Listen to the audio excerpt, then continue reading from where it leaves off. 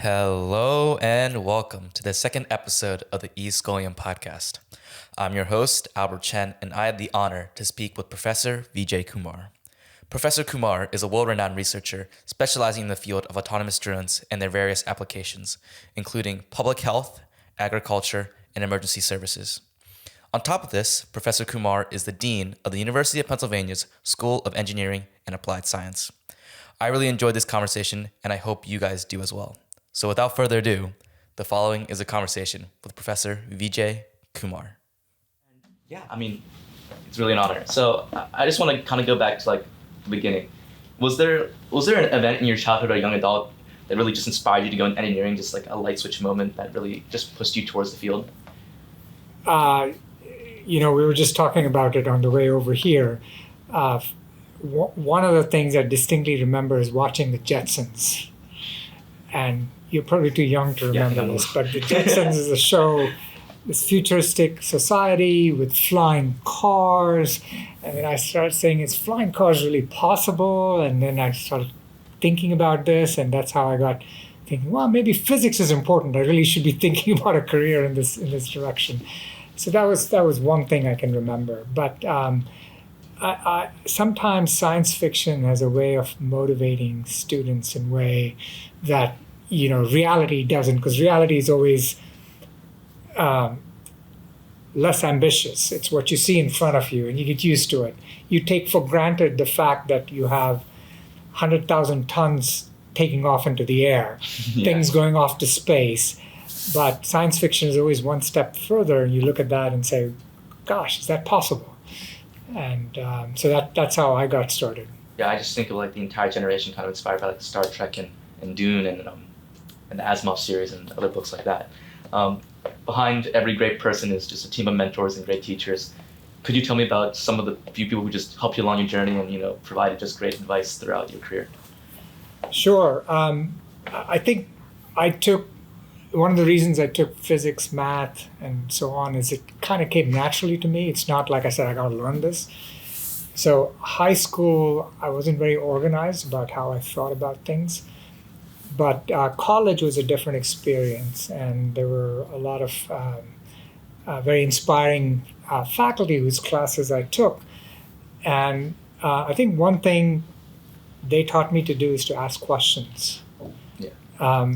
This may sound trivial. You're in a classroom, somebody's explaining something, and you put up your hand. I don't get it.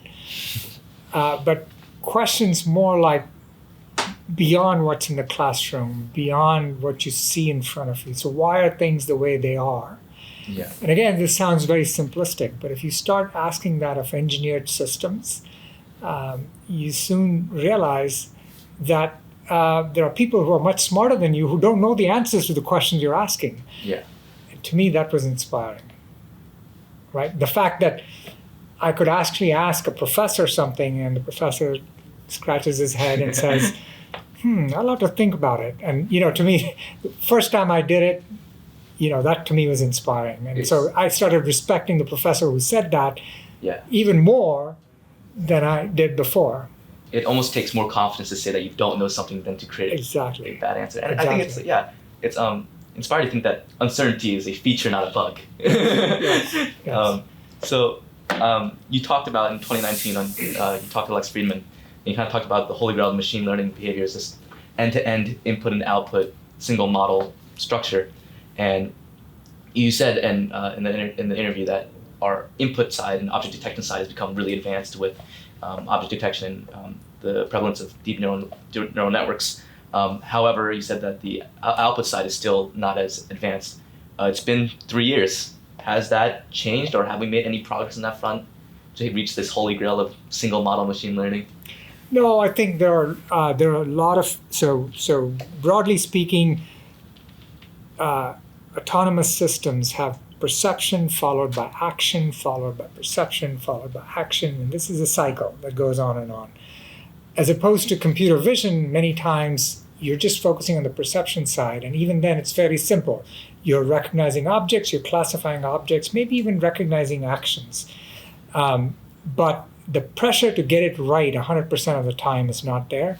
The pressure to do it in real time and react to it is not there. And making decisions is completely divorced from the problem of perceiving and understanding the world. So, therefore, perception is somewhat an easier problem. On the action side, I think you look at how we do actions today in fielded systems, they're still fairly deterministic. In fact, I would argue if you look at self-driving cars, they're reminiscent of the expert systems that were built in the 1980s. That is, well, if this happens, you do this. So you look at a rule book that you might read to pass the driver's license test. So all these rules. Well, if there's a car, and the best one is the car in front, use a 2-second rule and stay behind, right? Yeah. Or not a rule, but a guideline. Yeah. If there's a stop sign, come to a complete stop. Turn on your indicators, then you make it right. So those are all rules. Each one of these rules has a precondition that the perception system satisfies, but the actual action is prescribed. And that's how today's autonomy works. And that's partly because if you want to do self-driving cars, you got to follow the manual. You can learn solutions that are better than what's in the driver's manual. So that's, I think, partly that. But you look at even the most advanced robots today that are being used, and there's very little in terms of learning to determine what actions to take. But even in my lab, we use learning-based models, learning-based strategies to improve performance. Yeah. And I guess kind of going to that, you mentioned kind of self-driving cars as a good example of this. I think on one side you kind of see that Waymo very rule-based, and I'm not sure if you're familiar with Comma AI. Kind of I think they're trying to be more end-to-end machine learning models based. What is it? Who do you have in this heavyweight championship of self-driving cars? Who do you have coming out on top? Between Waymo, Tesla, Cruise, and the smaller players like Nuke, Comma AI. So if you were to ask which self-driving car would I line up to get first into, the answer is none of them. Let me give you a slightly different answer. I said AI should be safe, explainable, and trustworthy. So I put the premium on safety. Yeah. Right? And one of the companies I've been following is a company called Nuro. Yeah. So Nuro is a self-driving grocery cart. Yeah.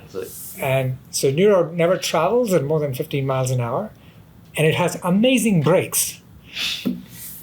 So the idea that you can come to a stop in a fraction of a nanosecond, well, not fraction of a nanosecond, but certainly Quickly. really quickly, I mean, to me is appealing. Yeah. And the idea that you're transporting objects other than humans, to me, that's appealing. Yeah. So that's something that I think is verifiable in the sense of you might be able to prove that it's safe. It won't cause destruction. Yeah. So that's something I like. I think if you look at all the other self-driving car companies that transport humans, I mean, they're all roughly the same. The one big difference is that Tesla does not use LiDARs. Yes. I'm a big fan of LiDARs. Redundancy is great. but Tesla is a radar-only solution. But LiDARs allow you to do things that radars sometimes don't. and I do believe that if you were to force me to get into a car, maybe Waymo would be the first in my book. Yeah, and I believe Nuke got there. I'll just say one other thing. Oh, sorry. One of the reasons that I'm biased, 5 of my former students work for Waymo. I know how smart they are, so I feel pretty confident. Confident that maybe Waymo got it right. And I think Nero got their license in California or San Francisco to operate driverless. I believe so. They can. Much more recently. Yeah. And I know I'm a big fan of Lex Friedman, and he's partially the reason why I'm doing this. Uh-huh. And you were one of his first guests, I think, episode 30 something. I don't. But ever since more recently, he's been asking all his guests 3 questions to end off the interview, and I find them super insightful.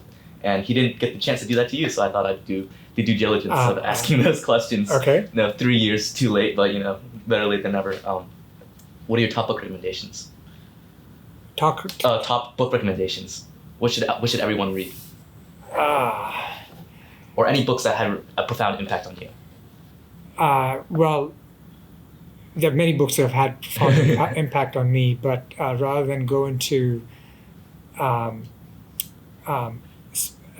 the early days of my life, I've been most interested in books that have to do with the future of society in an automation-driven world. So there are many books in this space. Kai-Fu Lee has written a very nice book. There's a book by, and I'm blanking on their names, two MIT scientists who have written about the future of work. I gotta look this up, but it's on my Kindle. So my entire library is on my phone. Would you imagine that? So, well, yeah. I mean, that's the beauty of technology, isn't it? Yeah. Everything, everywhere. Okay, but I gotta do my two-factor authentication now to maybe my iPad is a little better, but that's certainly, we can come back to that. Yeah. Another big question. What is your meaning of life? So, what is your purpose, or what do you think the meaning of life should be? I think it's about improving people's quality of life. I mean, that to me is the one thing I think a lot about. So, that's a broad definition, but ultimately, if you're an engineer, you try to invent things. When you invent new things, they have to somehow benefit society. And so benefit society could be viewed in terms of like manufacturing, productivity, increased productivity. But to me, the real question is, if I take an average person who's doing manufacturing or agriculture, do I somehow improve the quality of their lives? So it's not just about productivity, but it's about what they do. Yeah. So that's the thing that I think should be driving us. I mean, I think that's just a magnificent response, because it's very altruistic almost. Actually, it's not altruistic as much as you would think. I mean, I just think about, what we would like for ourselves. Yeah. And ultimately, you might be the richest person around, but when you get old, you want to have a good quality of life. Yeah. And I think there's something to be said about that. No point in being a king of a medieval country with no modern medicine, right? Yes. Last question. What is your advice for me, but more generally, what is your advice for young people aspiring to go into STEM and engineering? So I would just say one of my mantras, which is adopted from Steve Jobs, is technology is the new liberal art. Yeah. So if you go back, I think I was schooled, I went to a traditional engineering school in India, but 20% of my coursework was in the liberal arts. And I valued it. But, why are the liberal arts important? Well, liberal arts essentially teach you a set of skills that allow you to evolve with society. When new things happen, there are demographic changes and so on, they allow you to think about what has happened before, what lessons can you draw, how can you adapt to the future. Today, that process is difficult to imagine without a good understanding of technology. Mm-hmm. So to me, think about technology as something that you need, independent of what you do. You might study to become a lawyer, you might study to become a doctor, but ultimately, at the end of the day, you need to learn technology for technology's sake, just like I was forced to learn, and I loved those classes I took. Philosophy for philosophy's sake. I learned art for art's sake, music for music's sake.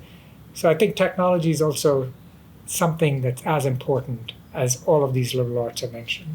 Yeah, I'm not sure if you've read the book Range by David Epstein. No. I think he echoes a lot of the same sentiments in saying, in our world of hyper-specialization where, our fields are getting more depth, it's important to have breadth of knowledge that gives you, more cross-disciplinary connections, which are, at the end provide insight. I think that's a great piece of advice for young people today. Yeah. So I think that's important, but I would also say that, STEM is somehow being viewed as being specialized today. I think everybody should have STEM. And I think how we do this is a great question. And so my second answer to your question about, what you want to do with your life and to me, it's to motivate kids to pursue STEM. Yeah. So that's why I never turned down this wonderful opportunity. You're very generous to do this. Yeah. I think that's going to do it for me. I really appreciate it. It's been awesome. Great. Thank you very much. Good. Awesome. Thank you so much. That was really I hope you enjoyed that conversation with Professor Vijay Kumar. Once again, a big thank you to Professor Kumar for the amazing opportunity of being able to speak with him. I'd also like to extend my gratitude to Mr. Memo and everyone behind the Claire Foundation STEM Speaker Series, which makes visits by such prominent figures in STEM to the e-community possible. Once again, if you have any suggestions or feedback, I'd love to hear them. To finish off, I'd like to leave you with a quote by French philosopher Voltaire pertaining to the topic of uncertainty brought up by Professor Kumar during the conversation. Uncertainty is an uncomfortable position, but certainty is an absurd one. Thank you for listening, and I hope to see you all next time.